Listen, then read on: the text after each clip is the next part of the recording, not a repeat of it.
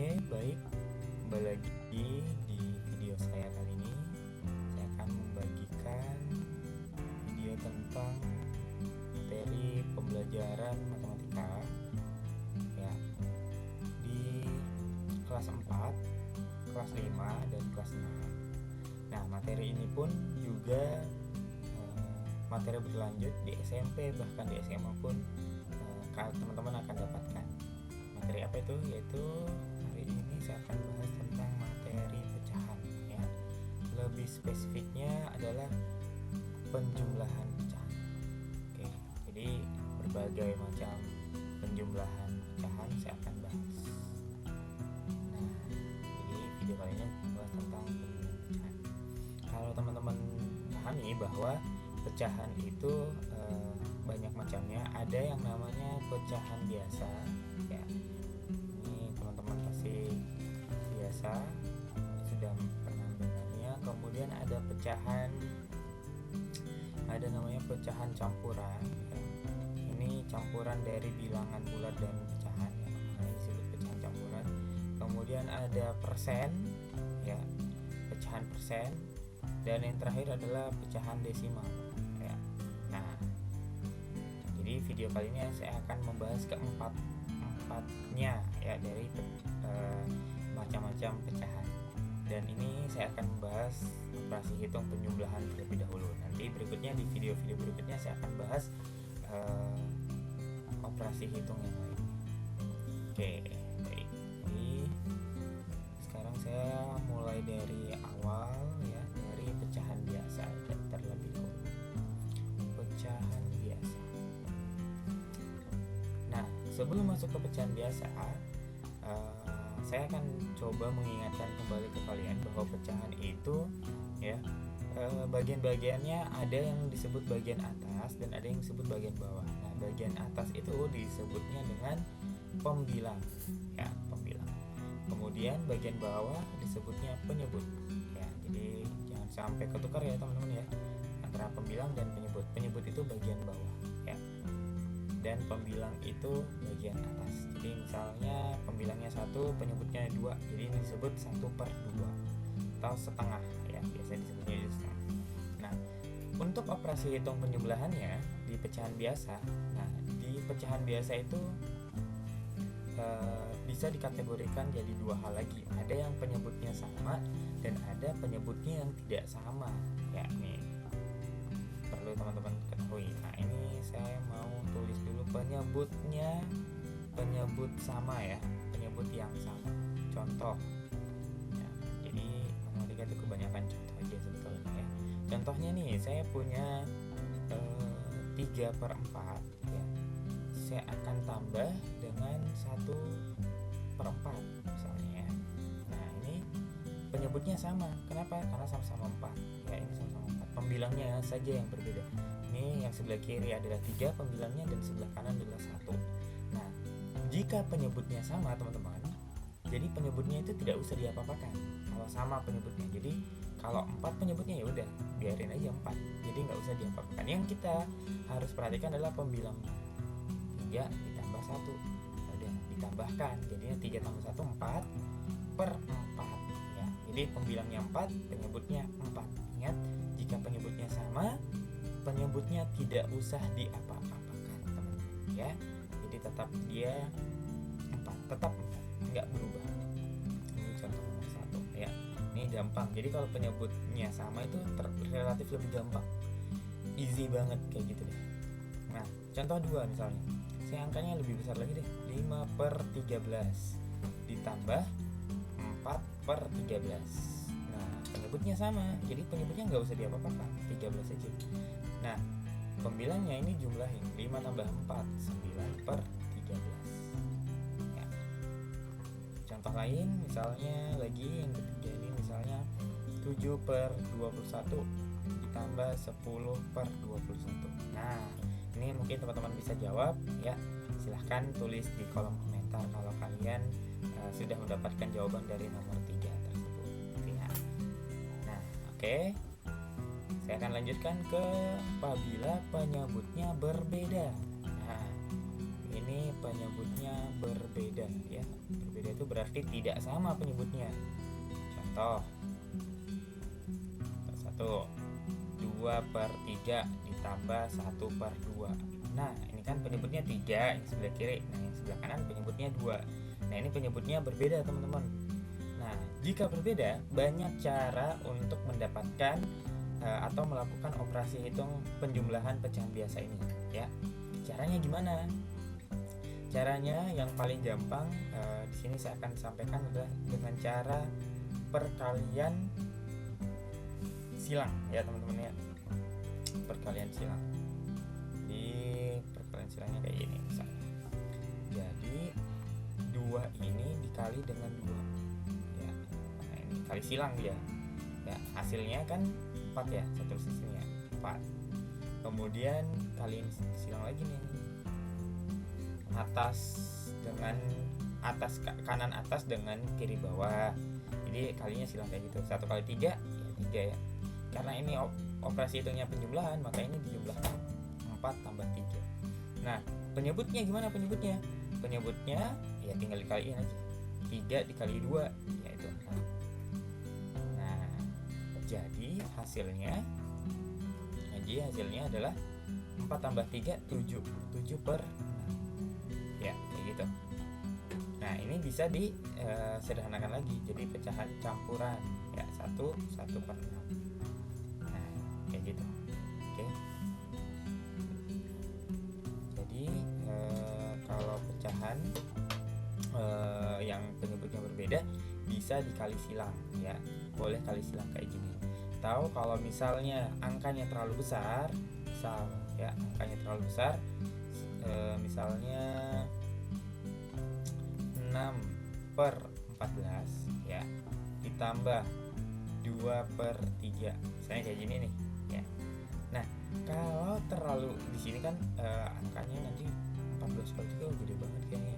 Nah ini bisa disederhanakan dulu teman-teman ya.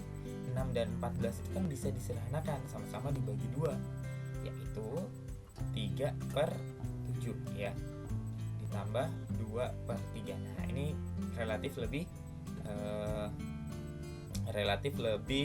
mudah.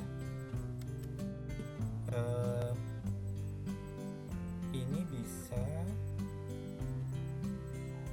jadi lebih sederhana.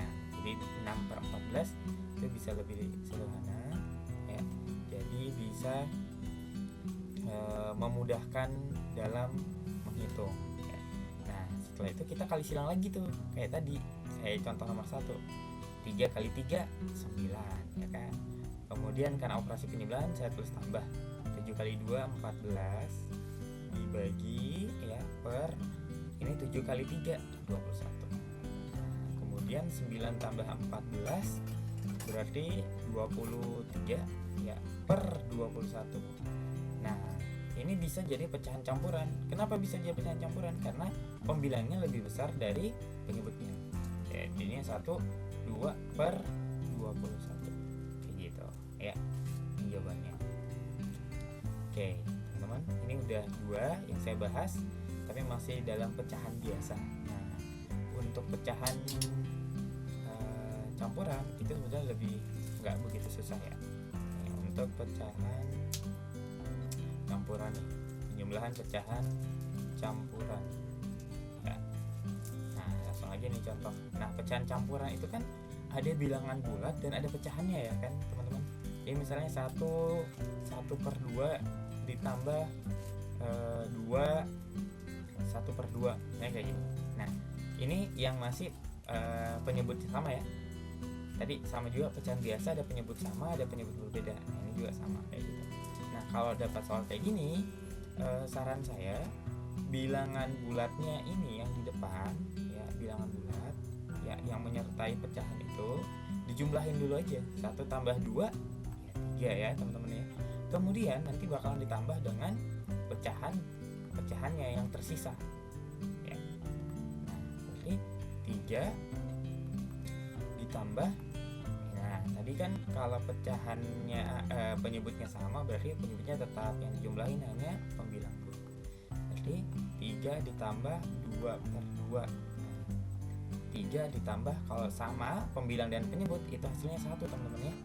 Jadi kalau penyebut dan pembilangnya sama, angkanya sama, itu bisa jadi 1 ya, jadi 3 tambah 1 hasilnya 4. Kayak gitu ya. Untuk yang beda penyebut, nah untuk yang beda penyebut misalnya kita punya 5/7 misalnya, ditambah 3/4.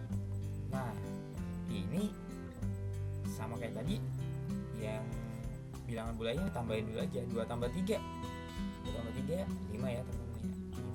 Terus ditambah dengan ini nih pecahan 5/7 ditambah 1/4. Nah kembali lagi nih penjumlahan pecahan biasa dengan penyebut yang berbeda. Nah berarti 5 ditambah, kali silang aja yang lebih cepat ya teman-teman ya, 20.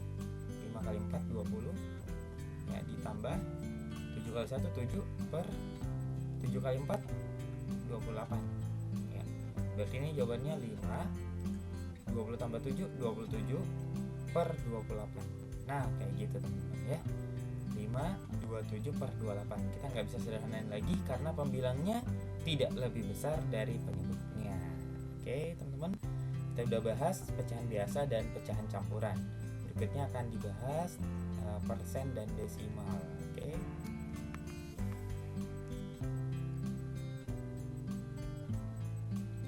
Oke, selanjutnya kita akan coba bahas adalah penjumlahan pecahan persen ya. Persen ya. Nah, kalau persen itu kan tandanya kayak gini ya. Nah ini teman-teman biasa lihat di pasti baterai gadget kalian ya, indikator baterai, daya baterainya itu bentuknya persen, atau laptop, atau diskon yang di beberapa marketplace ya, yang ada itu persen ya. Nah persen ini relatif lebih mudah teman-teman ya, tidak begitu sulit, karena misalnya nih langsung contoh aja ya, persen itu kan per 100 ya. Jadi kalau misalnya ada 25% ditambah dengan 10%, ya udah berarti hasilnya 25 tambah 10 ya 35. Hanya tinggal ditambahin persen aja. Jadi kalau persen itu lebih relatif mudah lah pokoknya. Jadi sama kayak penjumlahan biasa, waktu kita masih sebelum sekolah diajarin 2 tambah 1 berapa? 3. Nah ini bedanya tinggal ditambahin persen. Contoh lain misalnya ada yang kayak gini nih, 15% ditambah 1/4 misalnya, diminta dalam bentuk persen. Nah berapa persen gitu ya. Nah kita tahu bahwa 15% itu kan 15 per 100 ya teman-teman ya. Nah berarti kalau 1/4 kita ubah jadi per 100 juga. Nah 4 berubah jadi 100, oh kali 25 kan, 4 kali 25 100. Berarti 1 kali 25 juga nih, kan di atas 25. Berarti ini adalah 15% ditambah 25%. Berapa hasilnya 15 tambah 25? Yaitu 40%. Gitu. Jadi kalau persen tidak begitu sulit ya sebenarnya. Nah terakhir yang saya akan bahas di penjumlahan pecahan kali ini adalah desimal ya teman-teman. Nah desimal ini ciri khasnya ada koma ya. Jadi suatu bilangan yang memiliki koma ya.